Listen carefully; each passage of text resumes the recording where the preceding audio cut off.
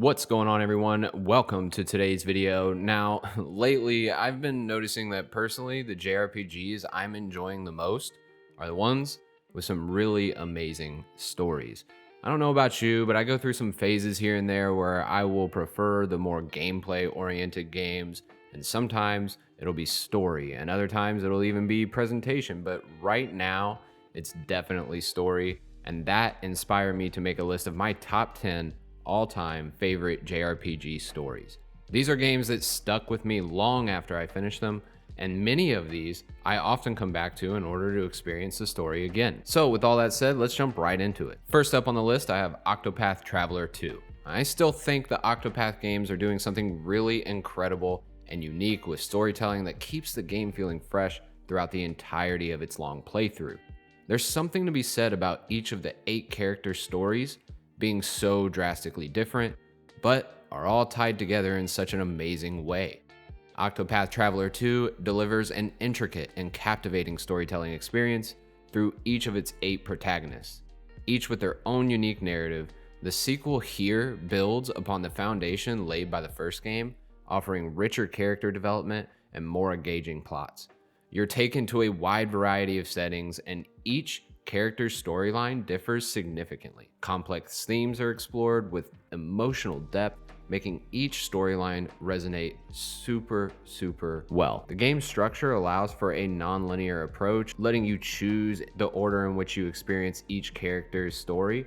This creates a personalized and dynamic narrative experience, further enriched by the interactions between characters as each of their paths cross. Going back and replaying this game, starting off with a different character actually feels way different than you would expect it to. The writing is thought-provoking and ensures that each character's arc feels significantly different and well-rounded. If you're looking for an incredible JRPG story to experience, then definitely jump into Octopath 2. Next up on the list is Trails to Azure. Look, I can make an entire list of best stories in JRPGs and likely fill it up with Trails games, because for anyone who has played them, I think we could universally agree that Trails has some of the best world building, character development, and story in JRPGs.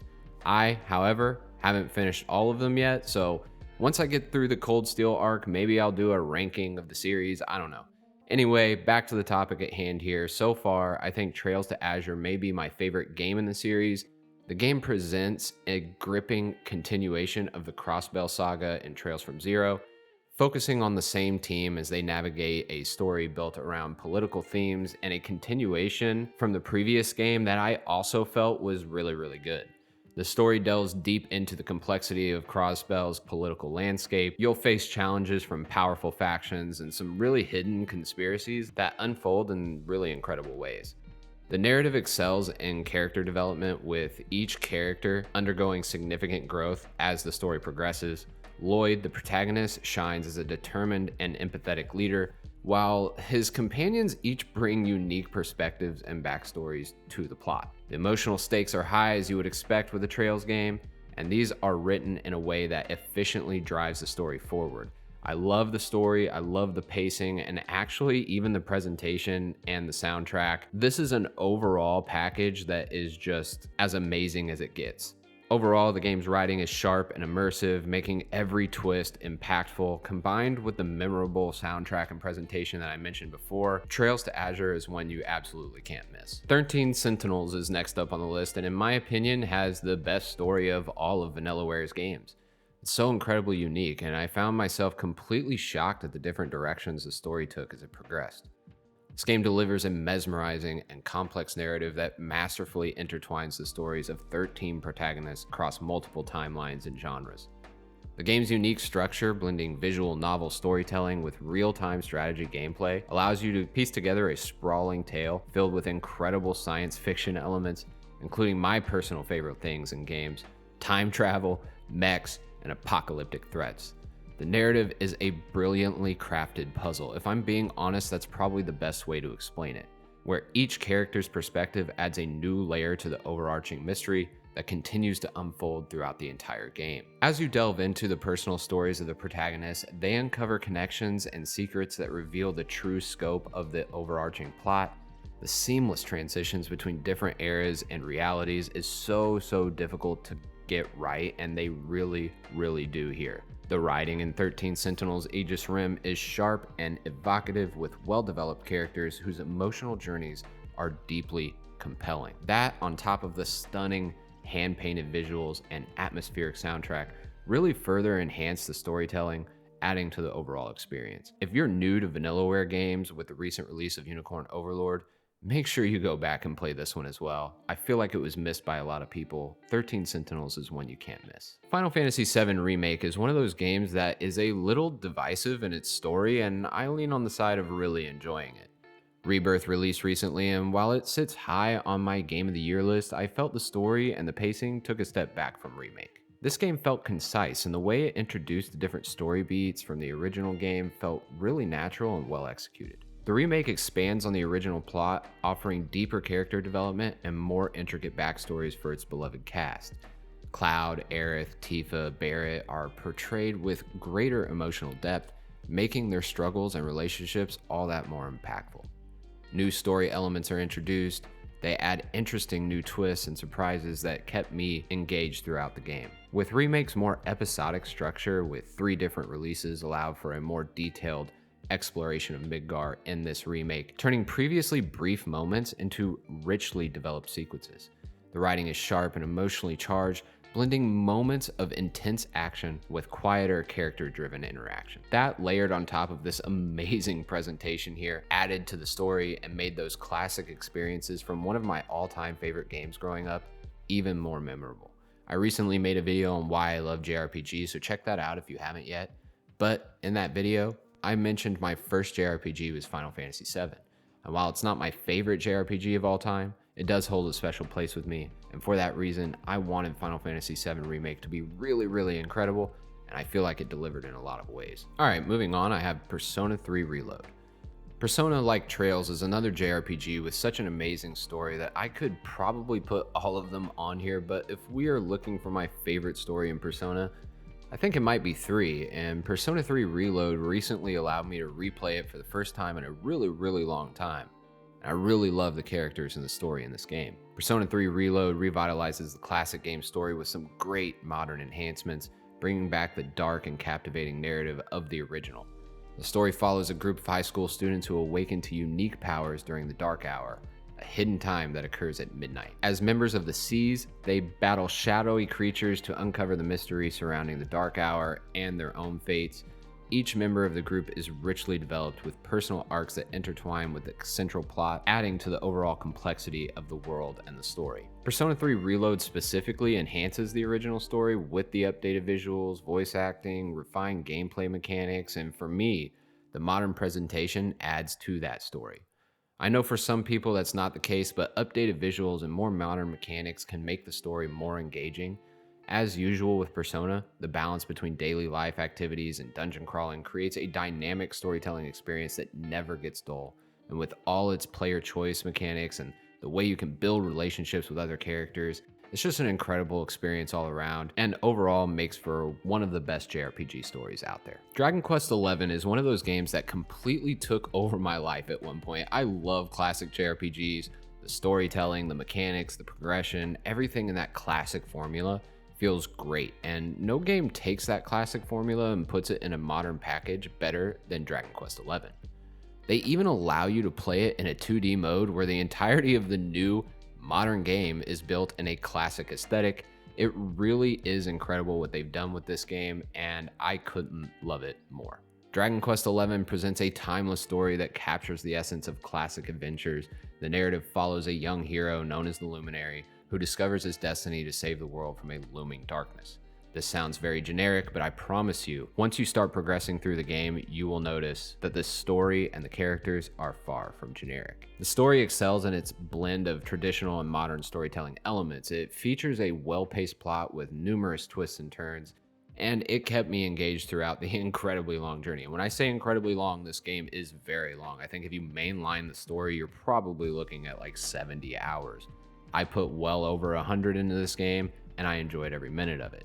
The characters are really well developed, each with their own unique backstories and personal growth arcs that contribute significantly to the overall narrative. This is one of those games where each time I was introduced to a new character, I was so excited to learn more about them, and I was like, really hyped to get them in my party and use them. That's always a great sign of a great JRPG, in my opinion. Nothing really feels phoned in here, and their interactions and bonds create a sense of camaraderie and emotional investment that's often missing from other games, if I'm being honest. Overall, Dragon Quest XI delivers a nostalgic JRPG story that honors the series' legacy while offering a fresh, new, and engaging experience. It is a must-play for fans of the series, and if you like more classic elements in your JRPGs, this one's for you for sure. Next up is Xenoblade Chronicles. Now, this is a JRPG that really embraces storytelling through world building. The concept of an entire world built on the bodies of these giant titans is so cool and interesting, in my opinion. The narrative shines with its characters. Shulk's evolution from a driven youth seeking revenge to a hero grappling with destiny and morality is particularly well crafted, I think. Watching his growth from the beginning of the game to the end of the game is one of my favorite things in JRPG stories of all time.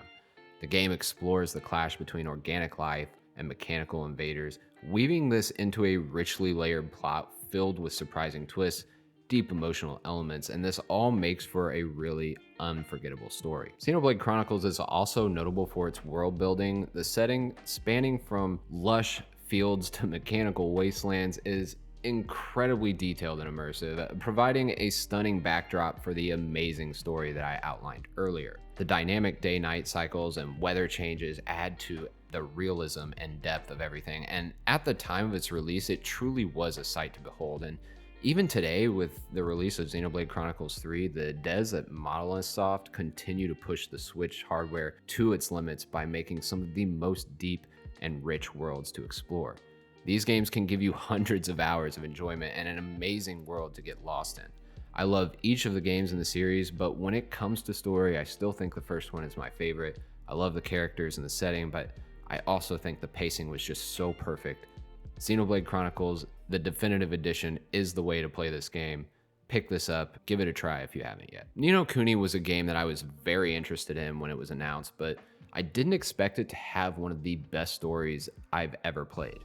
Look, it does fall short in some of its gameplay mechanics, but what it does with story, world, and characters more than make up for it, and it's 100% a game that fans of story-driven RPGs can't miss. Ni no Kuni Wrath of the White Witch's story follows Oliver, a young boy who goes on a journey to a parallel world to save his mother after a tragic accident. Guided by his companion Drippy, a quirky and endearing fairy, Oliver discovers he is the destined savior of this realm. If this sounds like the plot to a Studio Ghibli anime movie, then you're right on track. If you enjoy those, then this one is going to hit you for sure.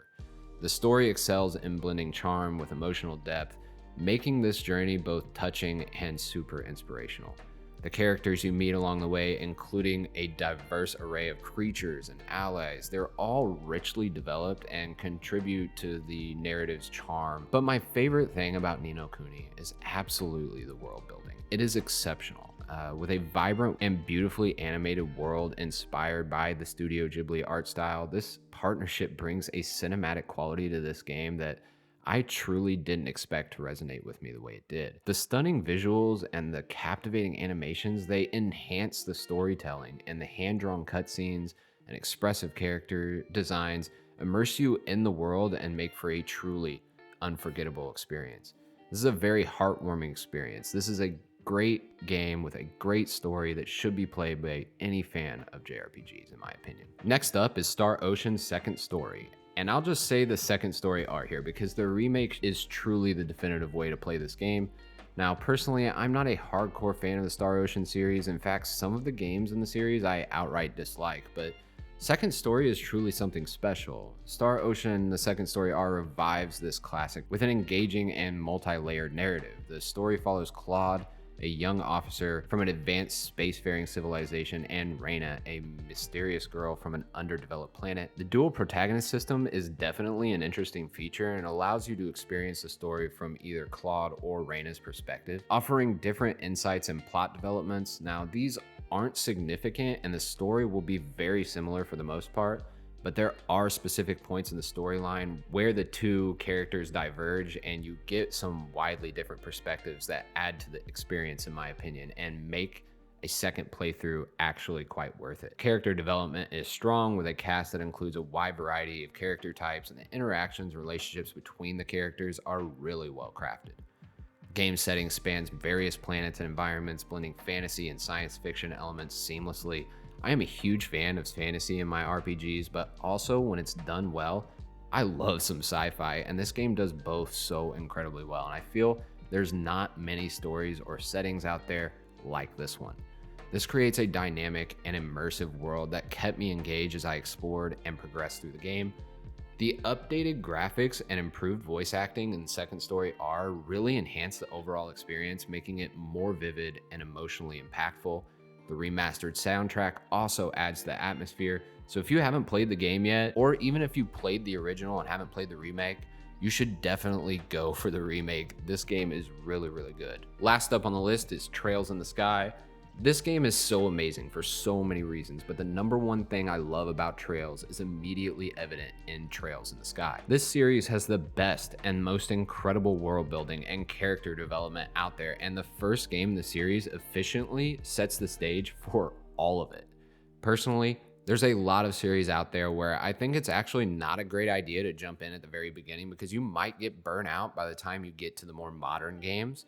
But for Trails, I strongly encourage people to go back and play Trails in the Sky and the Crossbell Arc, because not only are they some of the best games in the series, these are some of the best JRPGs ever made, full stop. Trails in the Sky sets the stage for an expansive series that's gone on for years and years. I mean, the story follows Estelle and her adopted brother Joshua, members of the Bracer Guild. Their quest begins as a simple mission, but quickly evolves into a much larger scale adventure. At its core, the narrative excels in character development and world building. As you learn about the Bracer Guild and the backstories of each of the characters, you'll immediately get invested. For me, I actually played Trails from Zero a bit and then went back to the beginning to experience all the games, and it truly felt like Trails in the Sky was written with a plan.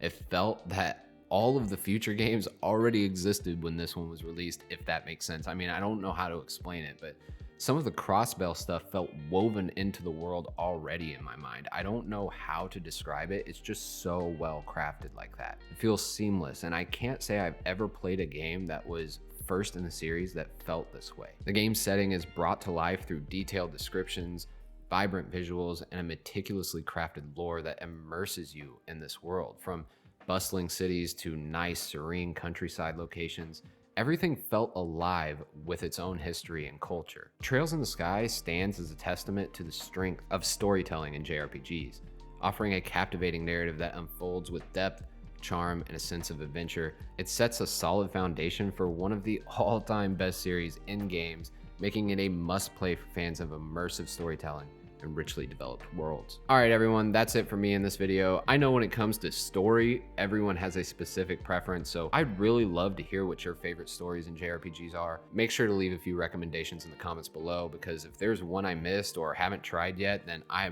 always appreciate the recommendations so I can go try out some new great JRPG stories, because like I said, I'm in that mode right now. So that's it for me for this one. Until next time, I'm out.